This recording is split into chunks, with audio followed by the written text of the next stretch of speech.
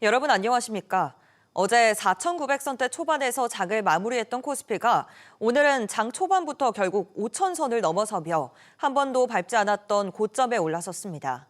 초강세 흐름을 탄 증시 상황, 현재는 어떤지 한국거래소 현장 연결해 짚어보겠습니다. 현장에 나가 있는 취재기자 연결합니다. 오서영 기자. 네, 저는 지금 한국거래소에 나와 있습니다. 네, 5,000선을 뚫었던 코스피, 마감 앞둔 현재 움직임은 어떻습니까? 네, 2% 넘게 상승하며 질주하던 코스피는 어제보다 1% 넘게 오른 4,970선 안팎에서 거래되고 있습니다. 앞서 코스피는 삼성전자를 비롯한 시가총액 대형주들이 프리마켓부터 질주하며 개장 직후 5,000선을 돌파했는데요. 지난해 10월 4,000피를 돌파한 지 석 달 만에 5,000피 고지에 오르는 데 성공했습니다. 이후 장중 5,019선을 찍은 후 현재는 오름폭을 다소 줄이고 있는 모습인데요. 외국인이 4천억 원 가까이 팔아치우고 있는 영향이 큰 가운데 개인과 기관이 그 물량을 사들이며 지수를 지지하고 있는 상황입니다. 올해 첫 거래를 4,224선에 시작한 코스피는 연일 사상 최고치 행진을 이어가며 한 달도 채 안 돼 800포인트 가까이 오르며 이제 6,000피를 바라보고 있습니다. 네, 주요 종목들 조금 더 살펴보죠. 여전히 반도체주가 견인하는 모습입니다. 네, 그렇습니다. 삼성전자와 SK하이닉스는 3% 안팎의 상승세를 유지하고 있습니다. 삼성전자는 오전 프리마켓에서 한때 16만 원을 찍기도 했는데요. 삼성전자는 국내 증시 역사상 처음으로 단일 기업 시가총액 1,000조 원을 돌파했습니다. 장중 고점 기준으로 보통주 시총은 약 930조 원, 우선주를 포함한 전체 시총은 1,000조 원을 넘어섰는데요. 반도체주뿐만 아니라 2차 전지주 역시 지수를 견인하고 있습니다. 삼성 SDI 17% 오르고 있고 LG에너지솔루션과 포스코퓨처엠도 6% 안팎의 상승세를 보이고 있습니다. 반면 현대차는 하락 전환에 2% 떨어지고 있고 기아 역시 4% 하락하며 자동차주들이 힘을 쓰지 못하는 모습입니다. 또 지정학적 긴장 완화에 대표 방산주인 하나에어로스페이스 역시 하락 중입니다. 오전 초강세를 보인 코스피가 등락을 거듭하고 있는 가운데 5,000선을 회복해 마감할지 주목됩니다. 지금까지 한국거래소에서 SBS 비즈 오서영입니다. 이제 눈길은 이른바 6,000피에 쏠리는 가운데 이재명 대통령이 민주당 코스피 5,000 투기를 만났습니다. 3차 상법 개정 드라이브 차원의 행보로 해석됩니다. 김한진 기자. 네, 김한진입니다. 네, 이 대통령이 조금 전 청와대에서 코스피 5,000 특위와 만났다고요. 네, 이 대통령이 조금 전 민주당 코스피 5,000 특별위원회 소속 의원들과 오찬을 가졌습니다. 코스피가 5,000을 돌파하고 연내 6,000 기대감도 커지는 가운데 이를 뒷받침하기 위한 3차 상법 개정 등 후속 입법 관련 논의 차원에서 모인 건데요. 특위위원장인 오기영 민주당 의원은 당청이 자본시장 기초체력을 지속적으로 강화하기 위해 3차 상법 개혁에 공감했다고 말했습니다. 3차 상법 개정 핵심인 자사주 소각 의무화는 회사가 보유한 자기 주식을 없애 시장에 유통되는 주식수를 줄이는 것으로 주식수가 감소하면 주당 가치가 상승하는 만큼 대표적인 주주 환원 정책으로 꼽힙니다. 네, 그렇다면 이 3차 상법 개정안 처리 시점은 언제로 예상됩니까? 네, 민주당은 오는 3월 주주총회 시즌 전 3차 상법 개정안 처리를 목표로 잡고 있습니다. 이 대통령은 앞서 지난 19일 민주당 지도부를 만나서도 3차 상법 개정 필요성을 강조한 것으로 전해졌는데요.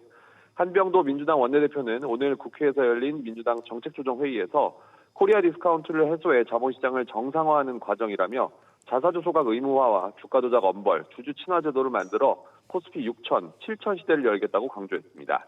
이런 가운데 오기영 위원장은 5,000피 특위 다음 과제로 상장 기업이 상속세 절세를 위해 의도적으로 주가를 누르는 것을 막는 주가 누르기 방지법에 이재명 대통령이 공감을 표했다고도 밝혔습니다.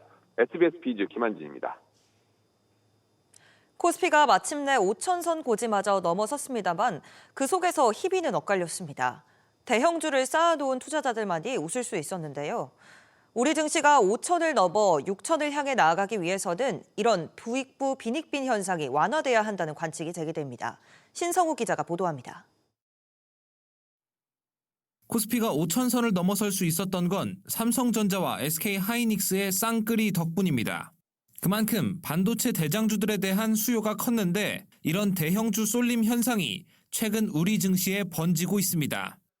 연초부터 고공행진을 이어간 새해 코스피 대형주는 18% 넘게 뛰었지만 같은 기간 중형주는 6.5%가량 올랐고 소형주는 0.6% 상승하는 데 그쳤습니다. 불장 속에서도 오르는 종목만 올랐던 겁니다. 주가가 하락한 종목과 상승한 종목도 극명하게 나뉩니다. 새해 주가가 상승한 코스피 종목은 420개에 달합니다. 반면 506개는 주가가 떨어지며 전체 코스피 상장 종목 중 절반 이상이 올해 하락한 것으로 나타났습니다. 반도체 대장주와 현대차 그룹주 등 상위 종목의 랠리가 누군가에게는 다른 세상 얘기였던 셈입니다. 지금 주도주가 있잖아요. 그리고 대부분의 내수나 중소형주는 또 상대적으로 부진을 계속하고 있고 그동안의 저평가 부분들이 개선은 됐지만 이게 완전히 해소됐다고 평가하기는 어렵고요. 일각에선 쏠림 현상이 심한 탓에 대형주가 흔들리면 증시 전체가 휘청일 수 있다는 우려도 제기됩니다. 이 같은 양극화 현상이 완화돼야 우리 증시가 5,000피를 넘어 6,000피를 바라볼 수 있을 것이란 전망이 나옵니다. SBS 비즈 신성우입니다. 삼성 SDS가 AI 수요 확대에 힘입어 지난해 실적 개선에는 성공했습니다만 기대를 모았던 영업이익 1조 클럽 진입은 간발의 차로 무산됐습니다.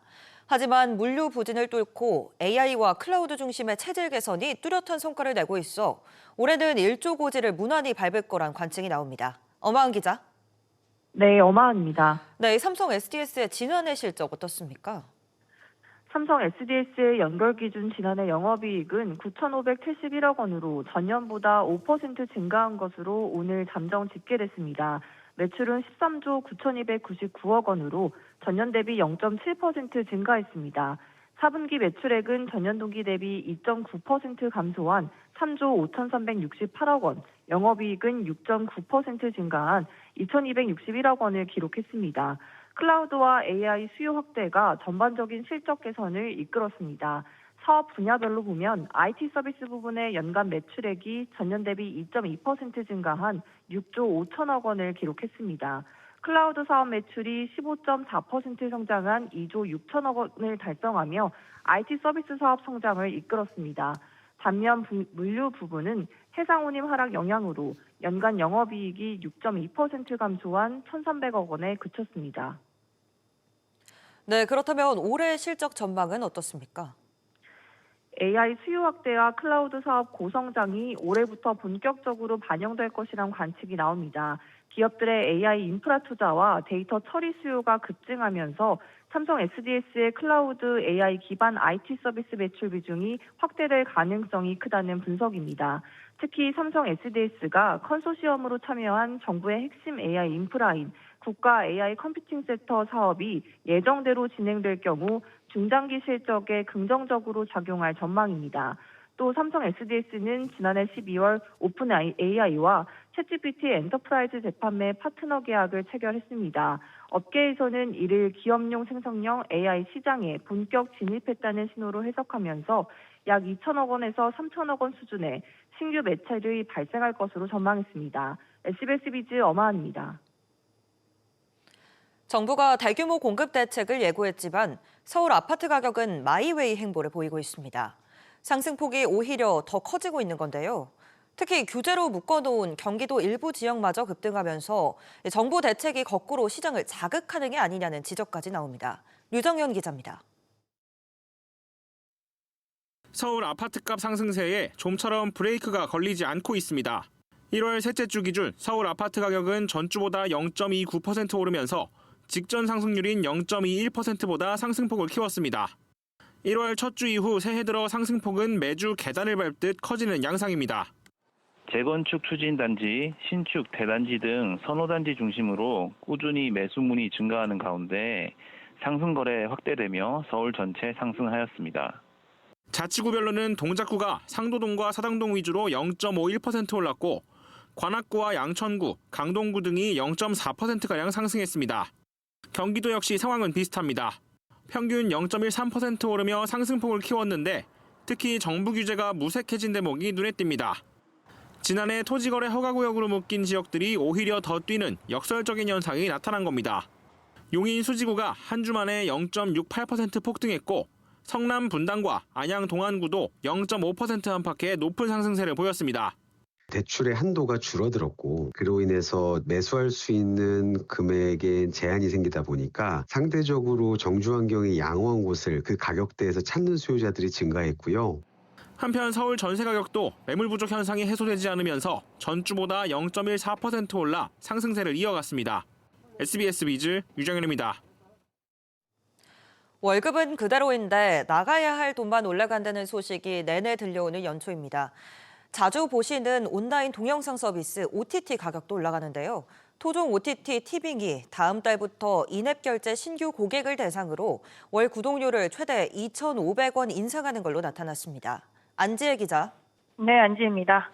네, 인상이 되면 이제 월 구독료가 2만 원에 훌쩍 다가섭니다. 네, 티빙은 다음 달 23일부터 구글이나 애플 인앱 결제로 이용권을 신규 구독하거나 이용권 변경 시 인앱 결제 수수료가 포함된 금액으로 최종 구독료가 변경된다고 밝혔습니다. 현재 월 5,500원인 광고용 스탠다드는 수수료 800원이 더해진 6,300원으로, 스탠다드는 수수료 1,400원이 붙어 1,900원으로, 프리미엄 구독료의 경우 구독권의 경우 2,500원이 붙은 19,500원으로 각각 인상됩니다. 13%가량 인상입니다. 기존에는 앱마켓 수수료를 포함하고도 프리미엄 기준 월 17,000원의 구독권을 구매할 수 있었는데요.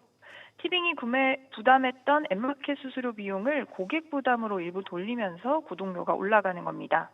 다만 PC나 모바일 웹 결제 시에는 구독료 변경 없이 기존 가격 그대로 이용할 수 있습니다. 티빙은 앱마켓 수수료에 따른 불가피한 조정이라면서 가장 많은 이용자가 사용하는 웹 결제의 가격은 기존과 동일하고 기존 이용자의 이용 조건에는 변함이 없다라고 설명했습니다. 네, 어쨌든 이렇게 구독료가 오르면 소비자 입장에선 부담이 커지는 얘기군요. 네, 티빙은 앞서 지난 2022년에도 구글의 인앱 결제 의무화를 이유로 앱마켓 수수료를 반영해 구독료를 15%가량 인상한 바 있습니다. 사실 티빙만의 이야기는 아닙니다. 티빙 같은 플랫폼 사업자들은 고객이 앱 안에서 구독료를 결제할 때 구글이나 애플과 같은 앱마켓 사업자에게 수수료를 내야 하기 때문에 대다수가 웹 결제와 앱 결제 간의 차등한 구독료를 운용하고 있는데요. 근본적으로는 앱마켓 사업자의 인앱 결제 강제가 문제라 해도 앱마켓 수수료가 플랫폼들의 가격 인상 수단으로 활용되고 있는 것도 사실입니다. 티빙은 올해도 KBO 리그 독점 중계와 KT 해킹 보상 프로그램 등으로 고객 유치에 탄력을 받은 만큼 객단가 높이기에도 힘을 쓸 것으로 보입니다. SBS 비즈 안지혜입니다. 전기차 충전 단위가 세분화돼 급속과 완속의 중간 속도인 중속 충전기가 본격 도입됩니다. 대형 마트나 영화관 중심으로 설치돼 사람들이 2-3시간 정도 머무는 동안 충전을 끝낼 수 있을 전망입니다. 이정민 기자. 네, 이정민입니다. 네, 중속 충전기가 나온다고요. 네, 기후에너지환경부는 조만간 중속 충전기 2,000기를 순차적으로 설치할 예정입니다.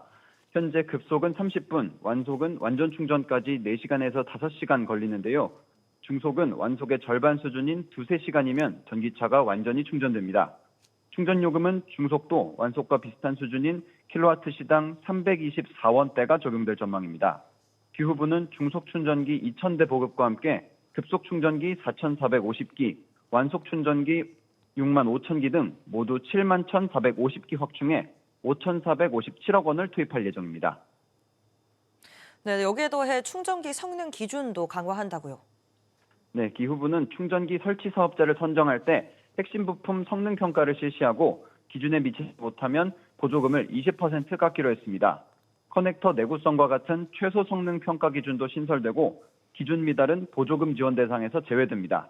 급속 충전기에 대해선 출력이나 에너지 효율, 완속의 경우 충전기 운영률이나 대기 시간 등을 최소 성능 평가 기준으로 따져보게 됩니다. SBS 비즈 이정민입니다. 전동 킥보드 등 개인용 이동장치를 부주의하게 이용하다 시민들이 다치거나 불편을 겪는 피해가 끊이질 않고 있습니다. 해외 직구를 통해 시속 60km까지 달리는 전동 보드도 반입되고 있어 각별한 주의가 필요합니다. 정대한 기자. 네, 정대한입니다. 네, 구체적으로 어떤 전동 보드들이 있습니까? 네, 한국소비자원이 해외 구매 대행 판매가 많은 전동 외륜보드, 일명 외발 전동 휠과 전동 스케이트보드를 조사한 결과 최고 속도가 시속 60km를 넘는 등 안전 기준을 넘는 제품들이 판매되고 있는 것으로 나타났습니다. 전동 킥보드를 비롯한 전동보드는 국내 현행법상 최고 속도가 시속 25km를 넘지 않고 KC 마크를 획득한 경우에만 판매가 가능한데요. 다만 해외 직구로 판매되고 있는 해외 전동보드 제품의 경우 구매 대행 특례 제품으로 준수 의무가 없어 KC 마크를 획득하지 않아도 판매할 수 있습니다. 소비자원의 조사 결과 총 7개의 조사 대상 해외 직구 제품이 모두 시속 25km를 넘었는데요. 중국 기업이 제조하는 한 외발 전동 휠의 경우엔 최고 속도가 시속 60km나 됐고, 마찬가지로 또 다른 중국 기업이 생산하고 있는 전동 스케이트보드 2종도 최고 시속 50km에 달하는 것으로 나타났습니다. 네, 또 요즘 전동 보도로 인한 이 안전사고도 많이 발생하고 있죠.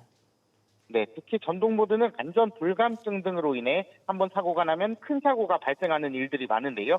한국소비자원이 전동보드 이용 실태를 조사한 결과 안전본을 착용하지 않은 경우가 45%에 달했고, 팔이나 다리 등 기타 보호장구를 착용한 이용자는 10%에 불과했습니다.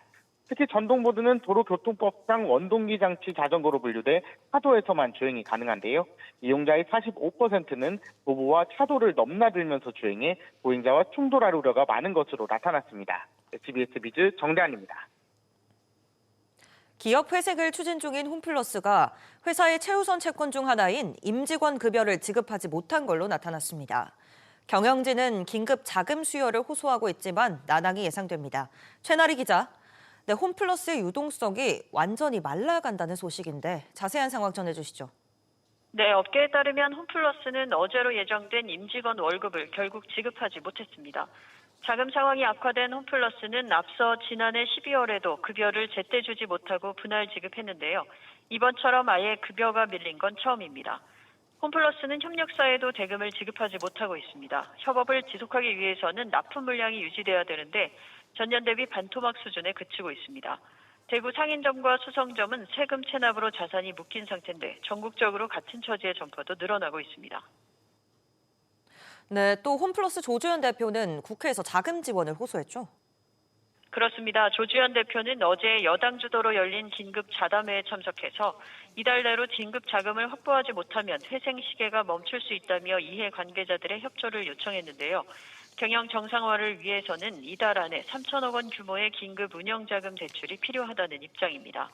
최대 주주인 MBK가 1천억 원을 부담하고 최대 채권자인 메리츠, 국책은행인 산업은행이 각각 1천억 원씩 지원하는 방식입니다. 메리츠와 산은이 명확한 지원 입장을 밝히지 않고 있는 가운데 결국 유동성 한계에 다다른 것으로 풀이됩니다. 홈플러스는 지난해 3월 회생 신청 이후 매각에 나섰지만 매수자가 나타나지 않아 어려움을 겪고 있습니다. 홈플러스의 계속 기업 가치는 지난해 6월 기준 약 2조 5천억 원으로 3조 원대의 청산 가치에도 미치지 못하고 있습니다. SBS 비즈 최나리입니다. 여야가 이해운 기획예산처 장관 후보자의 인사청문회를 내일 개최하기로 최종 합의했습니다. 국회 재정경제기획위원회 소속 여야 간사의원들은 이 후보자가 각종 의혹에 관한 자료를 제출하면서 인사청문회를 열기로 했습니다. 어제 이재명 대통령은 신년 기자회견에서 이 후보자의 해명을 들어본 뒤 임명 여부를 결정하겠다는 뜻을 밝힌 바 있습니다. 월 소득이 519만 원 이하인 노령연금 수급자는 올해 1월 1일 소득분부터 연금액을 감액하지 않게 됐습니다. 보건복지부에 따르면 국민연금공단은 오는 6월부터 시행 예정이었던 노령연금 감액제도 관련법 개정안을 올해 1월로 앞당겨 시행하기로 했습니다. 여기에 지난해 발생한 근로소득과 사업소득이 509만 원 이하일 경우 그동안 감액됐던 연금액도 소급해 환급할 계획입니다. 한국은행이 네이버와 개발한 금융경제분화 특화 AI 서비스를 공개했습니다. 한은은 어제 네이버와 컨퍼런스를 열고 자체 AI 복희를 선보였습니다. 이는 중앙은행 환경에 맞춰 민관 협력으로 구현된 전용 AI 플랫폼으로 전 세계 중앙은행 가운데 자체 AI 플랫폼을 구축한 건 이번이 처음입니다. 네이버는 한은 임직원들이 자료 검색과 요약, 경제 현안 분석과 데이터 기반 의사결정까지 폭넓게 지원받을 수 있게 됐다고 설명했습니다.